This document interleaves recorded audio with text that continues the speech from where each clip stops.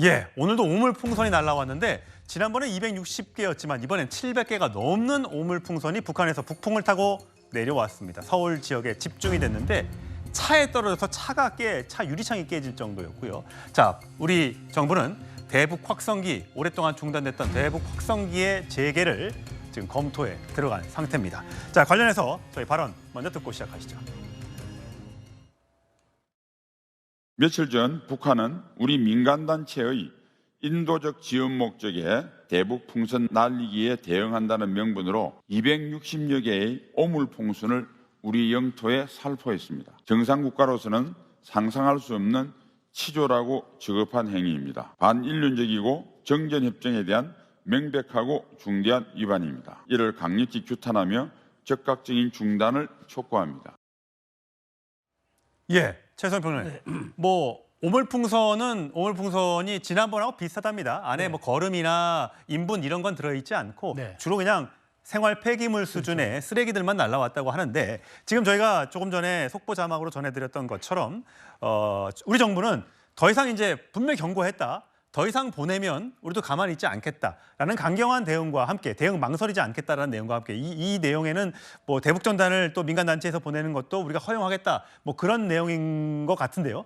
대통령실은 대북 확성기 재개를 배제하지 않을 것이라고 했습니다. 이 대북 확성기라는 게 굉장히 북한에서 굉장히 싫어하는 그런 심리전의 일환이라면서요. 그렇죠. 지금 북한이 가장 두려워하는 게 대북 확성기입니다. 그래서 북한이 그때 많은 기억하시겠지만 이제 문재인 대통령과 김정은 위원장이 그때 그 남북 정상회담 할 때 가장 먼저 요구한 게 대북 확성기 철거를 해서 우리가 다 철거를 한 겁니다. 9.19 군사합의 이후에 다 철거를 한 거죠. 그래서 거기서 더 나아가서 우리가 초소까지 철거를 했는데 북한이 왜 이걸 민감하고 아프게 받아들이냐면은 북한에 있는 전방 군인들뿐만 아니라 주민들도 여기를 듣고 반응하기 때문에 매우 아주 말하자면 주민들이 가장 예민하게 반응하는 일종의 말하자면 무력화 전략이라고 합니다. 그렇기 때문에 저는 이에는 이, 눈에는 눈, 우리가 흔히 비례성의 원칙이라고 얘기하지 않습니까?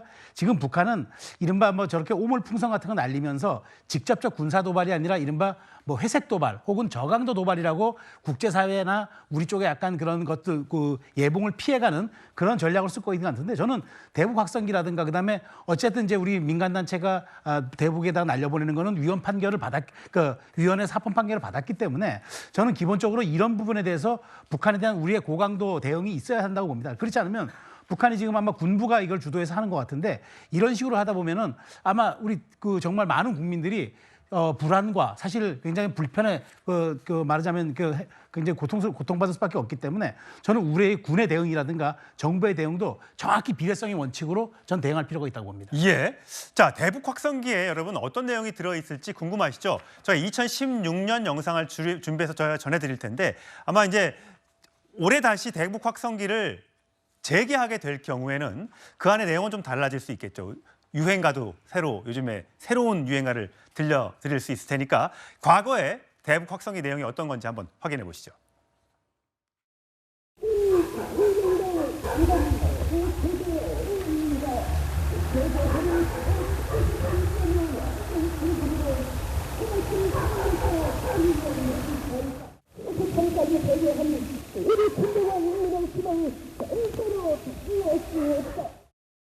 북한 중정부는 폭력이 넘도록 단 소설도 해외 속상은커녕 외국 정상조차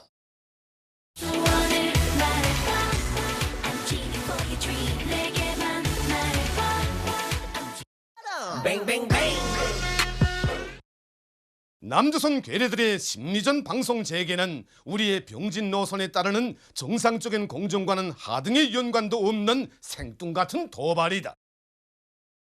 예, 김준욱 대변인. 자, 누가 선곡했는지 잘했네. 소녀시대의 소원을 말해봐. 북한 주민들의 소원은 과연 무엇일까요? 아마 자유와 통일을 또 바라는 북한 주민들도 있을 텐데 결국은 북한이 풍선을 날려보내니까 이런 반응이 나오는 거 아니겠습니까? 안 보냈으면 이런 일이 없을 텐데 왜 저러는 겁니까?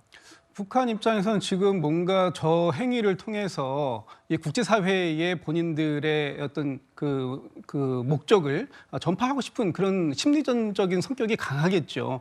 그런데 우리가 지금 그 북한에서는 오물을 보내고 있는데 문제는 우리 국민들이 느끼는 감정을 보면 굉장히 불안감을 크게 느끼고 있지 않습니까? 이게 오물보다 훨씬 더 큰 수준이에요. 그러니까 우리가 마치 뭐가 무서워서 피하는 게 아니고 더러워서 피하는데 지금 그 더러운 걸 계속해서 우리한테 보내고 있는 이 상황들 때문에 우리 국민들께서 굉장히 지금 불편해하시고 또 불안해하고 이것이 뭐 저강도 도발이라고는 하지만 사실 이런 저강도 도발이 계속 이렇게 그 에스컬레이션 되다 보면 결국은 군사적 충돌로 갈 수도 있다. 그래서 지금 접경지에 계시는 국민들 주민들께서는 얼마나 이걸 가지고 불안해하고 있겠습니까?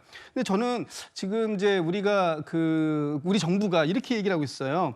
북한이 감내하기 힘든 모든 조치를 강구하겠다라고 얘기를 하는데 사실 이것은 북한이 지금 정전협정을 위반하고 있는 것이 맞습니다. 그리고 이런 행위는 하지 말아야 되는 것도 맞습니다. 그런데 우리가 과연 이 대북 확성기를 트는 것만으로 이런 행위를 막아낼 수 있을까? 국민들의 불안감을 이를 안심시킬 수 있을까라고 본다면 사실 거기까지 미치지 못할 가능성이 크다라고 보여지고 이것이 근본적으로 남북 간의 군사 긴장을 완화시키는 그런 다른 역할을 우리가 찾아내야 되는 상황이 아닌가. 이렇게 강대강의 어떤 대치 국면 이것이 과연 단기간적으로는 유효할 수 있을지 모르겠지만 장기간 가능할까, 지속 가능할까 하는 측면에서 보면 우리의 대응 방식 이런 부분에 대한 조금 더 고민을 심사숙고해 볼 필요가 있지 않을까라는 생각도 좀 듭니다. 송영훈 의원. 사실 9.19 군사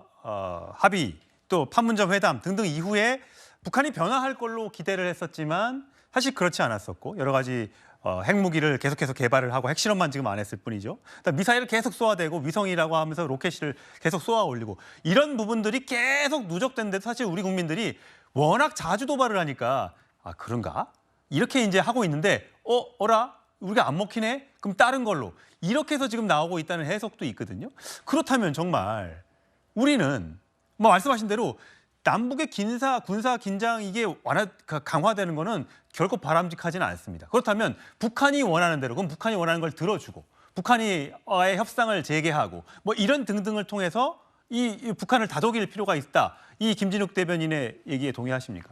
저는 동의하지 않고요. 군사적 긴장을 높이자는 것이 아니고 문재인 정부 5년 동안 북한을 잘못 학습시켜왔기 때문에 이제는 그것을 바로잡아야 된다고 생각합니다. 무슨 말씀이냐면요. 자, 북한이 그동안에 남북 연락사무소를 폭파하고 서해에서 우리 공무원을 피격해서 살해하고 이러는 동안에 정작 문재인 정부는 뭘 했습니까? 대북 전단을 뿌리는 그 탈북민 단체를 법인 설립 허가를 취소했습니다. 우리나라 대법원 판례도 맞지 않는 걸 했거든요. 공익상의 이유로 민법 38조를 근거로 법인 설립 허가를 취소할 때는 매우 예외적인 공익적 사유가 있어야 된다는 그런 대법원 판례 들이 이미 있었는데도 문재인 정부에서 그걸 법인 설립허가 취소를 하고 전단을 못 날리겠습니다. 2023년에 대법원이 그거 위법하다 그랬거든요. 자, 그렇게 북한은 온갖 그 도발을 하는데 우리는 오히려 대북 전단도 못 날리게 했기 때문에 이번에도 이런 민간인에 대한 공격이 이제 시작이 되는 겁니다. 그러면은 북한이 저렇게 선을 넘는 행위를 했을 때는 그에 따르는 상응하는 조치가 있다는 것을 보여줘야 저런 행위를 함부로 하지 않겠죠.